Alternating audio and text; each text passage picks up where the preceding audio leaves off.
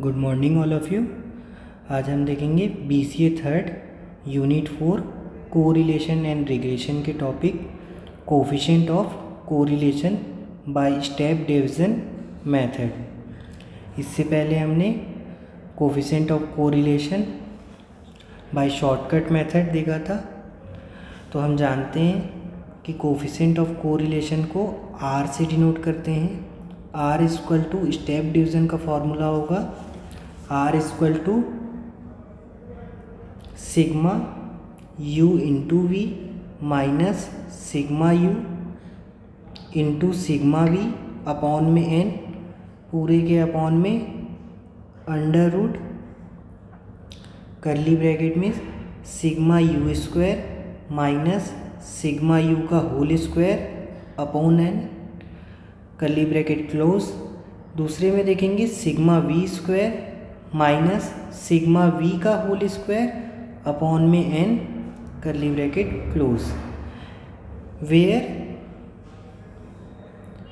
U equal to होता है आपके पास एप्साइलेंट बाई H। एप्साइलेंट आप जान रहे हैं शॉर्टकट मेथड से कि एप्साइलेंट की वैल्यू क्या होती है x माइनस AX हमारे पास एज्यूम मीन ऑफ x होता है और h हमारे पास x का इंटरवल होगा, where v equal to eta by h dash. Eta हम निकालते हैं y माइनस AY से अपॉन एच डैश। यहाँ पर AY assume mean of y होगा और एच डैश y का इंटरवल होगा। यानी step division method coefficient of correlation find करने के लिए हम तब अप्लाई कर सकते हैं जब हमारे पास गिवन सीरीज़ में सेम इंटरवल हों, यानी x के बीच हमें सेम इंटरवल मिले और y सीरीज़ में सेम इंटरवल मिले। एक एग्ज़ाम्पल देखते हैं और इस एग्ज़ाम्पल की हेल्प से कोफिशिएंट ऑफ कोरिलेशन फाइंड करते हैं। इसमें हम देख रहे हैं कि x और y में हमें टेबल गिवन है। x सीरीज़ में हमारे पास है 10, 14, 18, 22, 26, 30। तो इसमें हम देख रहे हैं कि हमारे पास सेम इंटरवल में वैल्यूज़ गिवन है। तो इंटरवल ऑफ x में हमारे पास 4 का सब में डिफरेंस है, तो h की वैल्यू 4 हो जाएगी। h equal to 4 for interval x। h dash हम देखेंगे तो h डैश के लिए हमें y सीरीज़ में देखना पड़ेगा। तो y में हम देख रहे हैं सारे इंटरवल में 6 का डिफरेंस है। 18 और 12 में 6 का, 18 और 24 में 6 का, 6 12 में 6 का। तो h डैश की वैल्यू हमारे पास हो जाएगी 6 फॉर इंटरवल y। अब हमें एज्यूम x निकालना है, तो हम x के लिए एज्यूम मीन सपोज करेंगे 18 लेते हैं और एज्यूम मीन ऑफ y 24 लेते हैं। तो एप्सिलॉन की वैल्यू आएगी x माइनस 18, ईटा की वैल्यू आएगी y माइनस 24। 10 में से 18 माइनस करिएगा तो -8 फाइंड होगा। 14 में से -18 -4, 18 माइनस 18 0, 22 में से 18 माइनस करेंगे 4, 26 में से 18 माइनस करेंगे 8, 30 में से 18 12। ईटा की वैल्यू फाइंड करेंगे y माइनस 24। y हमारे पास है 18 minus 24 minus 6, 12 minus 24 minus 12, 24 minus 24 0, 6 minus 24 minus 18, 30 minus 24 6, 36 minus 24 plus 12। u हमारे पास एप्साइलेंट बाई h से फाइंड होता है। एप्साइलेंट का हमने टेबल फाइंड कर लिया है। h हमारे पास था 4, -8/4 -2 -1, 0 में किसी से भी डिवाइड करेंगे तो हमें 0 फाइंड होता है। 4 divided by 4 1, 8 divided by 4 2, 12 divided by 4 3। v हमें ईटा बाई एच डैश से फाइंड होता है, तो ईटा एच डैश की वैल्यू है हमारे पास 6, -6 डिवाइडेड बाई 6 -1, -12 डिवाइडेड बाई 6 -2, 0 में किसी से भी डिवाइड करेंगे तो 0 फाइंड होगा। -3, 6 divided by 6 1, 12 divided by 6 2। u into V find करना है हमें, तो u हमारे पास -2 है, v की वैल्यू -1, मल्टीप्लाई करेंगे 2, यहाँ भी 1 इंटू 2 2 आएगा, minus minus plus, 0 into 0 0, 1 into -3 -3, 2 into 1 2, 3 2 जा 6।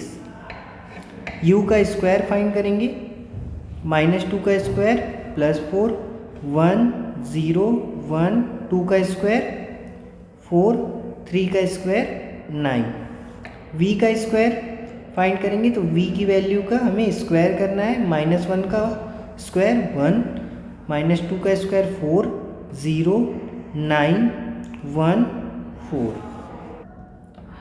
अब हमें जिन जिन वैल्यू की सिग्मा सम करना है उनका सम करेंगे और सिग्मा वैल्यू फाइंड करेंगे। सिग्मा ऑफ u 3 2 5 1 6, 6 में से -3 गया तो आपके पास वैल्यू आई +3। Sigma of v -3, sigma of uv = 9, sigma of u square 19, sigma of v square भी 19 फाइंड।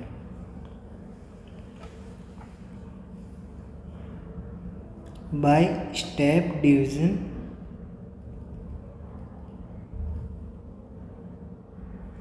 कोरिलेशन फॉर्मूला देखेंगे हम, R = sigma you v minus sigma u into sigma v upon में n by √ sigma you square minus sigma u का whole square divided by n, curly bracket close, sigma we square minus sigma V का whole square by n, curly bracket close. सारी values को हम put करेंगे। Sigma you V की value है हमारे पास 9 minus sigma you है हमारे पास +3, सिग्मा वी है हमारे पास -3 divided by n, number of observation 6 upon में सिग्मा यू स्क्वायर हमारे पास गिवन है 19 minus sigma U 3 divided by 6, 3 का whole square, sigma we square हमारे पास है 19 माइनस सिग्मा वी की वैल्यू है -3 का स्क्वायर बाई 6। सिंप्लीफाई करेंगे, 9 माइनस 3 1 जा 3 2 जा, minus minus plus 3 divided by 19 minus 3 का स्क्वायर 9/6, 19 माइनस 3 का स्क्वायर 9/6, 9 + 3 12। आप देख रहे हैं अंडर रूट में हमारे पास एक ही वैल्यू 2 बार है, तो वैल्यूज़ बाहर आ जाएंगी और अंडर रूट का साइन कैंसिल हो जाएगा। 19 माइनस 9/6, 12 डिवाइडेड बाई, यहाँ कैंसिल करेंगे हम, 3 3 जा 3 2 जा, 19 माइनस 3/2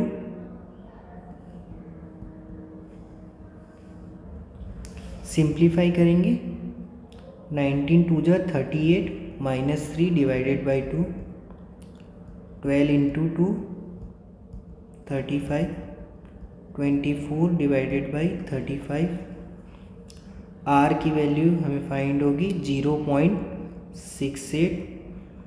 यही है हमारा रिक्वायर्ड कोरिलेशन कोफिशिएंट फाइंड हुआ।